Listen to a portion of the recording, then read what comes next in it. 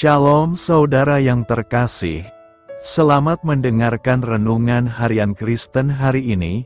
Mari dukung pelayanan ini dengan cara klik gabung dan menjadi pelanggan dari channel ini.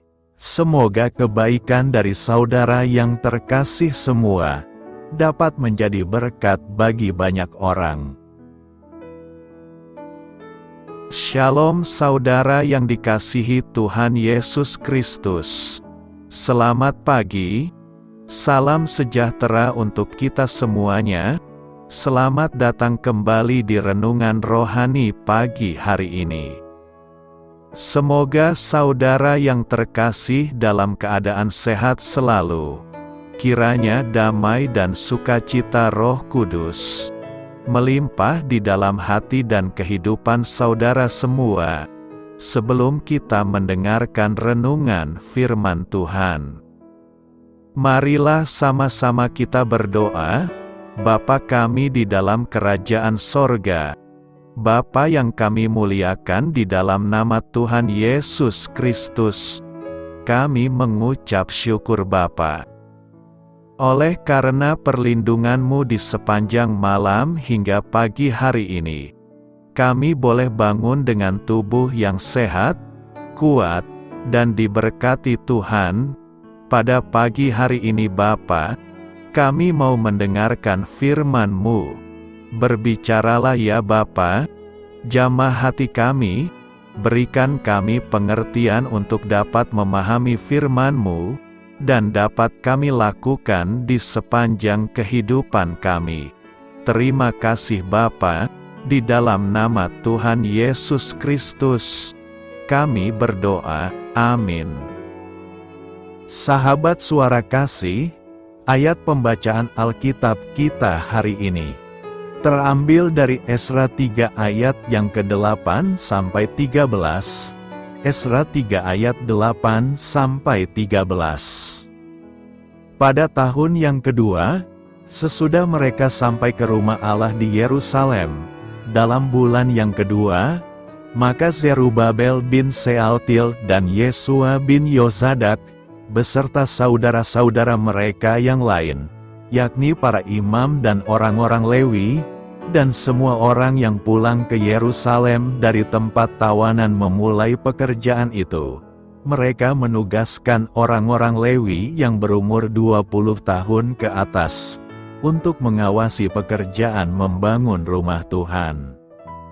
Lalu Yesua serta anak-anak dan saudara-saudaranya, dan Kadmil serta anak-anaknya, orang-orang Yehuda bersama-sama bertindak, mengawasi orang-orang yang melakukan pekerjaan membangun rumah Allah. Demikian juga Bani Henadad, anak-anak dan saudara-saudara mereka, orang-orang Lewi itu. Pada waktu dasar bait suci Tuhan diletakkan oleh tukang-tukang bangunan, maka tampillah para imam dengan memakai pakaian jabatan dan membawa nafiri, dan orang-orang Lewi, Bani Asaf, dengan membawa ceracap untuk memuji-muji Tuhan, menurut petunjuk Daud, Raja Israel.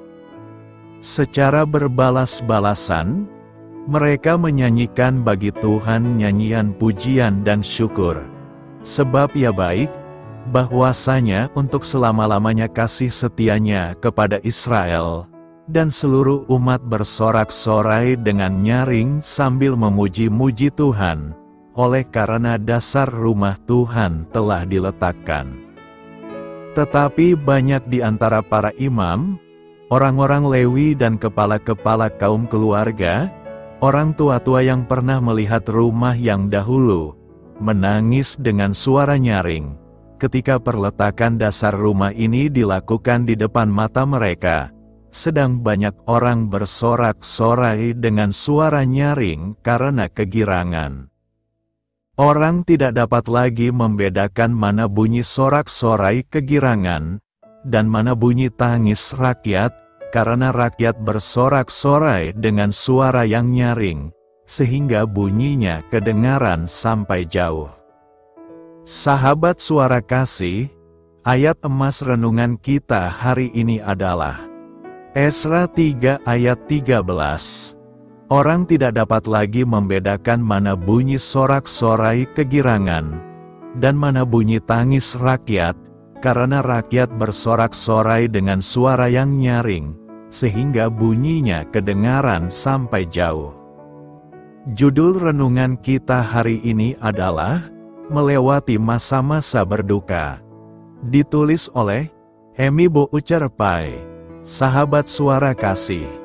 Keluarga Angela diliputi duka cita besar, karena mereka harus menghadapi 3 peristiwa perkabungan, hanya dalam kurun waktu 4 minggu, setelah kematian mendadak keponakan laki-lakinya, Angela, dan 2 saudara perempuannya duduk mengelilingi meja dapur selama 3 hari. Mereka hanya pergi dari situ ketika harus membeli guci abu, memesan makanan, dan menghadiri pemakaman. Di tengah perkabungan mereka atas kematian Mason, mereka juga bersukacita melihat foto-foto ultrasonografi dari janin dalam rahim adik perempuan bungsu mereka. Lambat laun, Angela pun menemukan penghiburan dan harapan dari kitab Esra dalam Perjanjian Lama. Dalam kitab itu digambarkan bagaimana umat Allah kembali ke Yerusalem setelah bangsa Babel menghancurkan bait Allah dan membuang mereka dari kota yang mereka cintai. Saat Esra mengawasi pembangunan kembali bait suci, ia mendengar pujian penuh sukacita yang dinaikkan kepada Allah. Namun ia juga mendengar suara tangisan mereka yang mengenang kehidupan sebelum pembuangan. 1 ayat secara khusus menghibur Angela. Orang tidak dapat lagi membedakan mana bunyi sorak-sorai kegirangan dan mana bunyi tangis rakyat. Karena rakyat bersorak-sorai dengan suara yang nyaring, ia menyadari bahwa meskipun ia terbenam dalam duka cita mendalam, sukacita masih mungkin dirasakan. Sahabat suara kasih, menurut Anda, mengapa kita dapat merasakan suka dan duka pada saat bersamaan? Bagaimana Anda dapat memupuk sukacita pada hari ini? Marilah kita renungkan, mungkin kita berduka atas kematian seseorang yang dikasihi, atau bersedih karena kehilangan hal lain. Jika demikian, kita dapat mengungkapkan tangisan duka kita, seiring dengan momen-momen sukacita kita kepada Allah, karena kita tahu Dia mendengar kita dan mendekap kita erat-erat. Bapa, di dunia ini, kami sering mengalami kesakitan dan penderitaan. Cetuskanlah sukacita dalam hati kami, saat kami mencari-Mu untuk menemukan pengharapan dan damai sejahtera. Amin. Tuhan Yesus memberkati. Sahabat suara kasih, demikianlah renungan firman Tuhan pada pagi hari ini. Semoga menjadi berkat bagi hidup kita, dan sebelum kita memulai segala aktivitas kita di pagi hari ini, marilah kita berdoa. Bapa kami yang di sorga, Bapa di dalam nama Tuhan Yesus Kristus, terima kasih Bapa, karena Engkau sudah menjadi Allah bagi kami. Kami juga bersyukur Bapa, untuk pertolongan-Mu, penyertaan-Mu, dan atas berkat-Mu di dalam kehidupan kami. Kami berbahagia dan bersyukur Bapa, untuk kebaikan-Mu di pagi hari ini. Tak berkesudahan kasih setia-Mu, tak habis-habisnya rahmat-Mu, selalu baru setiap pagi. Besar kesetiaan-Mu di dalam hidup kami. Terima kasih untuk firman-Mu. Pada pagi hari ini ya Bapa, kami mau belajar dan terus belajar tentang firman-Mu. Firman-Mu yang menguatkan dan meneguhkan iman percaya kami. Firman-Mu yang mengubahkan kehidupan kami. Kami mau berjalan bersama dengan Engkau di sepanjang kehidupan kami Bapa, agar kami tidak tersesat di dalam dunia ini. Terima kasih Bapa, buat kesempatan dan nafas kehidupan yang masih Engkau berikan. Kami mau memakai kehidupan kami untuk hormat dan kemuliaan nama-Mu. Segala pergumulan dan masalah hidup kami serahkan di dalam tangan-Mu. Engkau yang akan menyelesaikannya bagi hidup kami. Kami hanya berharap kepada-Mu, Bapa. Hamba berdoa untuk saudara-saudara kami yang sudah mendengarkan renungan firman-Mu pada pagi hari ini, yang saat ini sedang mengalami sakit penyakit, pergumulan, masalah, kebutuhan ekonomi. Kiranya Engkau yang jamah, sembuhkan dan pulihkan. Berkati juga perekonomian mereka, serta berikan jalan keluar di setiap pergumulan masalah yang mereka sedang hadapi. Dan ajarlah kami Bapa, untuk selalu berharap dan percaya sepenuhnya kepada Tuhan Yesus.